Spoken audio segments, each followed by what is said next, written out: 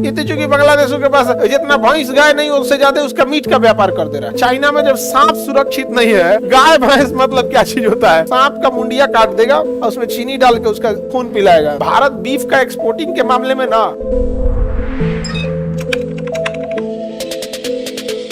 Beef बाबू, Bharat beef का exporting के मामले में ना हमारे भले बांग्लादेश हमसे आगे है। इलीगली भारत से जितने बड़े कैटल हैं, गाय भैंस हैं, इसे बांग्लादेश एक स्मगलर कर दिया जाता है, हिला दिया जाता है और वहां काट के दुनिया में बेच दिया जाता है। इतनी चूंकि बांग्लादेशों के पास जितना भैंस गाय नहीं उससे ज्यादा उसका मीट का व्यापार कर दे रहा है। नहीं समझ में आया? भारत से भी बीफ का एक्सपोर्ट बहुत ज्यादा होता है विदेशों में।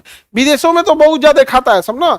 इंडिया में चिकन मटन प्रसिद्ध है। इंडिया में सबसे ज्यादा चिकन, उसके बाद लोग मटन। महंगा होने की वजह से लोग मटन कम खाते हैं, वरना कि दूसरे के शादी ब्याह में जाएगा तो बुखार छोड़ा देगा वो खा के।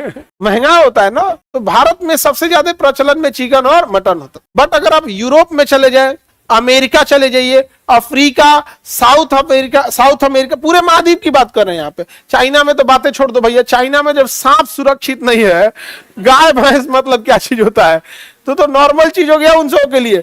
सांप, वहां जाओगे चाइना में खाने के लिए तो सांप का मुंडिया काट देगा, मुंडिया फेंक देगा और उस सांप को उल्टा करेगा, आपको गिलास दे देगा और के सामने उल्टा करेगा और उसमें चीनी डाल के उसका खून पिलाएगा। उन सबों को पता नहीं क्या लगता होगा, बहुत खतरनाक। समझना क्या? तुम लोग को तो इसका विरोध करना चाहिए कि नहीं करना चाहिए? तुम लोग को तो करना चाहिए। अब अपनी गोतनी गोतिया का तुम लोग साथ नहीं दोगी, बताओ।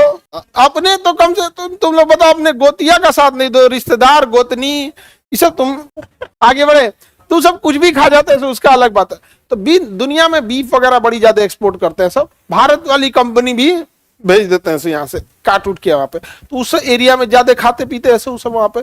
शराब वगैरह विदेशों में क्या रहता है, कॉमन रहता है। यहाँ पे इंडिया में चूंकि हमारे यहाँ ज्यादातर बहुत सारे बड़ी संख्या में शाकाहारी भी रहते हैं। दूसरा, धार्मिक इशू भी आता है, क्योंकि भारत में एक बड़ी संख्या में हिंदू धर्म के लोग हैं और हिंदू धर्म शाकाहार की ओर प्रेरित करता है। आप कहीं भी देखिएगा, शादी ब्याह हो जाए या फिर कोई भी धार्मिक अनुष्ठान होता है हिंदू धर्म में, तो वहां पे मांसाहार परोसा ही नहीं जाता है, चाहे वो कहीं पे भी। यहाँ पर समझ में गया? बलि प्रथा में भी देखिएगा, एक पक्ष कहता है बलि सही, एक कहता है कि बलि गलत है।